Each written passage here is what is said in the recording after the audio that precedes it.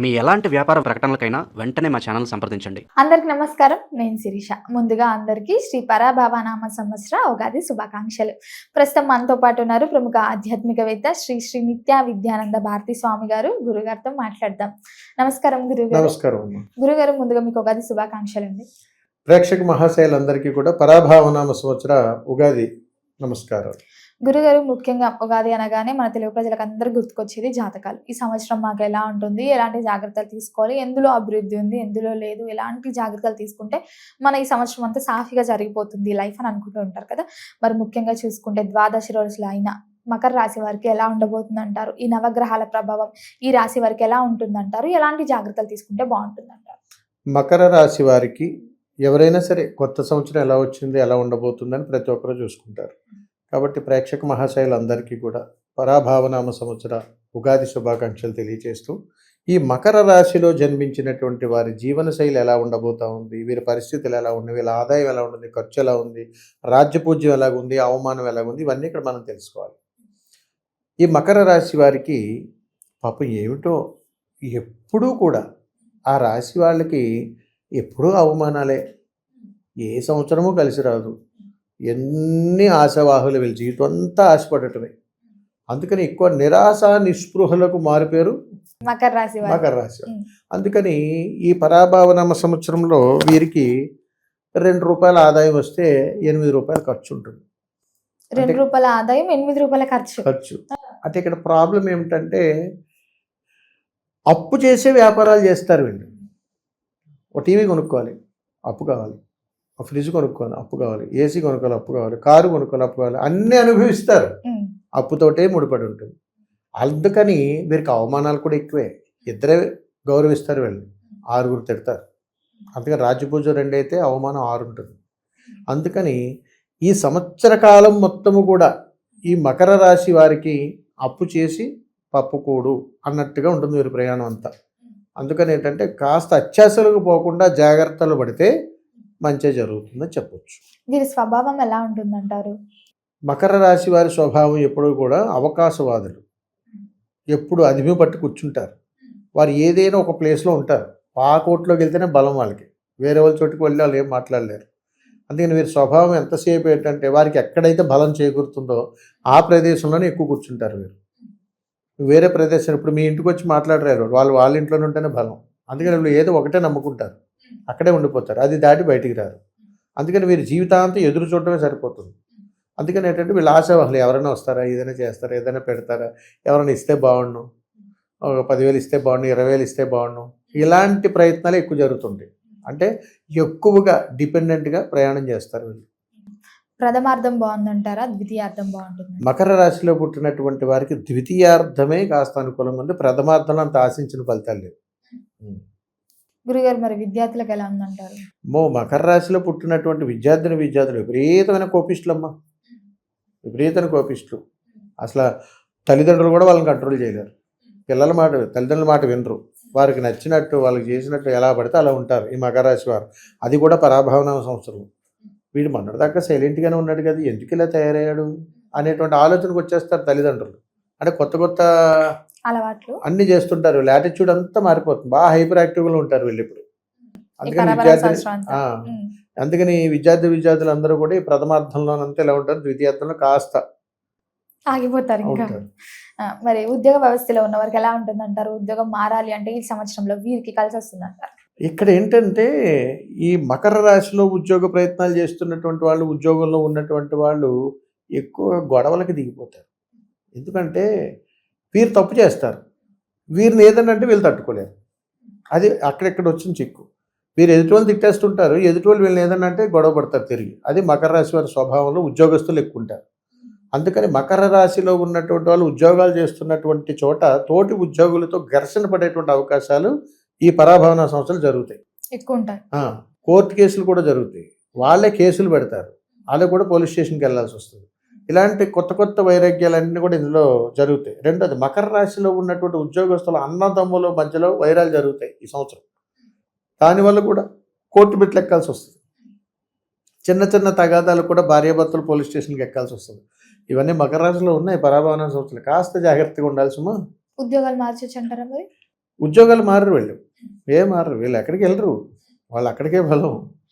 10,000 ఇచ్చినా అక్కడ, 2,000 ఇచ్చినా అక్కడ, అలానే ఉంటారు. ఆలోచన కూడా రాదంటారు. రాదు, వాళ్ళు వెళ్ళలేరు, ధైర్యం సరిపోదు. మరి వివాహ యోగం ఉందంటారా?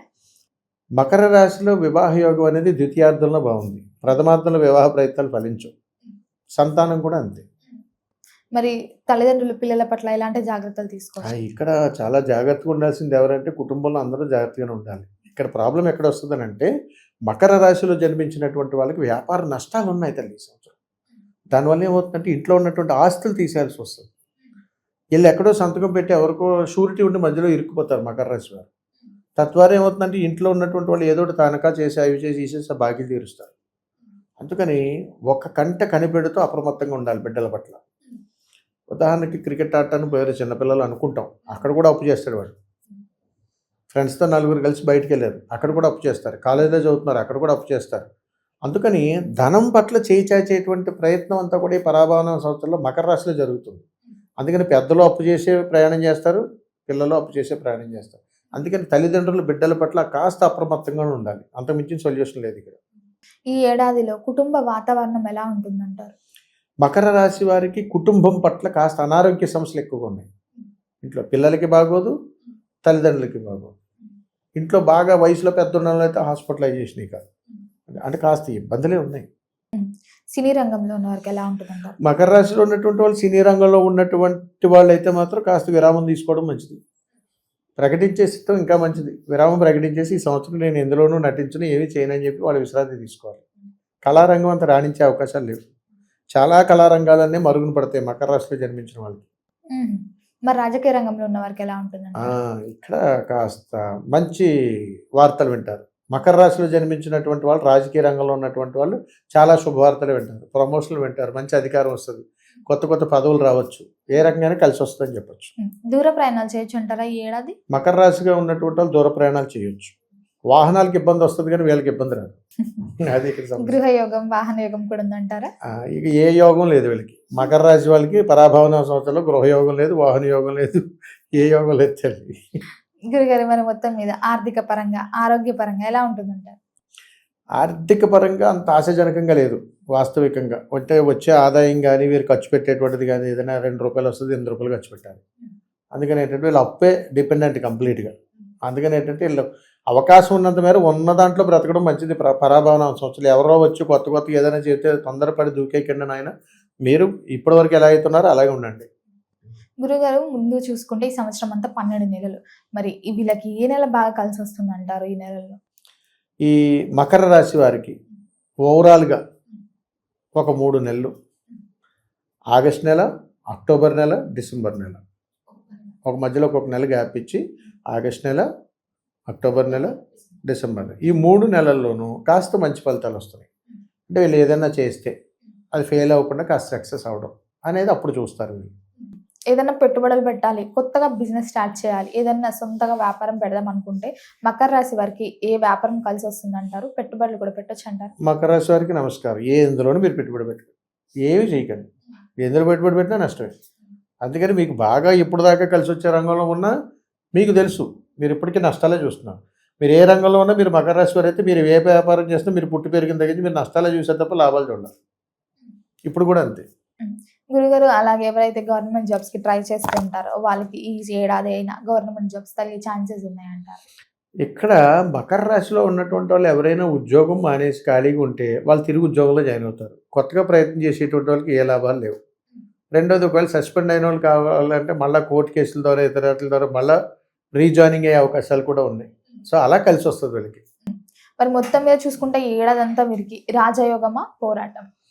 వాస్తవంగా చెప్పాలంటే రాజయోగం అంతగా అనుకూలంగా లేదు కాబట్టి అవమానాలు ఎక్కువగా ఉన్నాయి వీళ్ళకి కూడా. అందుకని వీరి అవకాశం ఉన్నంత మేర వీరిగానే బ్రతకడం అనేటువంటిది సర్వోత్తమం. అందుకని వీరికి అవమానం చూసుకుంటే చాలా ఎక్కువగా ఉంది. అనుకూలత అనేటువంటిది ఒకళ్ళే గౌరవిస్తారు, 6 తిడతారు. అంటే దాని అర్థం ఏంటి? ప్రయాణం సరిగా లేదనే కదా. అందుకని వీళ్ళు ఏంటంటే స్త్రీ పురుషులు ఇద్దరు కూడా ఒకలాంటి ఫలితాలే పొందుతారు. రైతులకు ఎలా ఉంటుందంటారు మరి ముందుగా? మకర రాశిలో పుట్టినటువంటి రైతులకు పాపం అప్పులు చేసే పంటలు పండిస్తారు కాబట్టి ఆ అప్పులు తీర్చుకోవడం కోసమే ఉంటుంది తప్ప ఏది మిగులు లేదు ఇందులో. కాబట్టి వాళ్ళకు కూడా సర్వసాధారణమైనటువంటి ఫలితాలే ఉన్నాయి. గురుగారు మరి మొత్తం మీద ఈ ఏడాదంతా కలిసి రావాలంటే ఏ దైవాన్ని పూజించమంటారు? ఎలాంటి పరిహారాలు చేసుకోవచ్చు అంటారు? వీరు ఒక చక్కటి పరిష్కారం ఉందమ్మా. మకర రాశి వారికి సంపూర్ణమైనటువంటి అనుగ్రహంతో కూడుకున్నటువంటి ప్రయాణం ఈ పరాభవన సంవత్సరం అంత యోగంగా లేదు కాబట్టి అవకాశం ఉన్నంత మేర ప్రతి అమావాస్య రోజు కూడా, అంటే సంవత్సర కాలంలో 12 అమావాస్యలు వస్తాయి, ప్రతి అమావాస్య కూడా వీళ్ళ క్రమం తప్పకుండా నదీ స్నానం చేసి తీరాల్సిందే. ప్రతి అమావాస్యకి. అలా కానీ వీరు చేశారా, ఈ అమావాస్య చేస్తే వచ్చే అమావాస్య వరకు చాలా బాగుంటుంది. మళ్ళీ అమావాస్య చేస్తే మళ్ళీ అమావాస్య, అలాగే ప్రతి అమావాస్య వాళ్ళు క్యాలిక్యులేట్ చేసుకుంటూ ఒక నదీ స్నానం ఆచరణ చేసి ఆ గంగా నది దగ్గర ఒక దీపాన్ని పెడితే చాలుతుంది. వీరు ఆరాధించవలసినటువంటి మహావృక్షం ఒకటి ఉంది, రావి చెట్టు. అందుకని మకర రాశి వాడికి రావి చెట్టు అనేటువంటిది ఆరాధ్య దైవంగా చెప్తారు ఇక్కడ. అందుకని రావి చెట్టు చుట్టూ ప్రదక్షిణ చేయడం, రావి చెట్టు దగ్గర దీపం పెట్టడం, ఎక్కడైనా నది దగ్గర స్నానం చేసి రావి చెట్టుకి నమస్కారం చేయడం కానీ చేస్తే చాలు వీళ్ళకి అన్ని గ్రహాలు వీళ్ళ మాట ఉంటాయి. అప్పుడు వీరి జీవితంలో వీరు చూడలేనివి కాస్త ఏదో యోగాన్నో అనుగ్రహాన్నో చూస్తారు. గురుగారు ముఖ్యంగా ఈ సంవత్సరం అంతా మకర రాశి వారికి ఎలా ఉండబోతుంది? ఎలాంటి జాగ్రత్తలు తీసుకోవాలి? ఏ దైవాన్ని పూజించాలి? ఎలాంటి పరిహారాలు చేయాలో తెలియజేసినందుకు ధన్యవాదాలండి. నమస్కారం.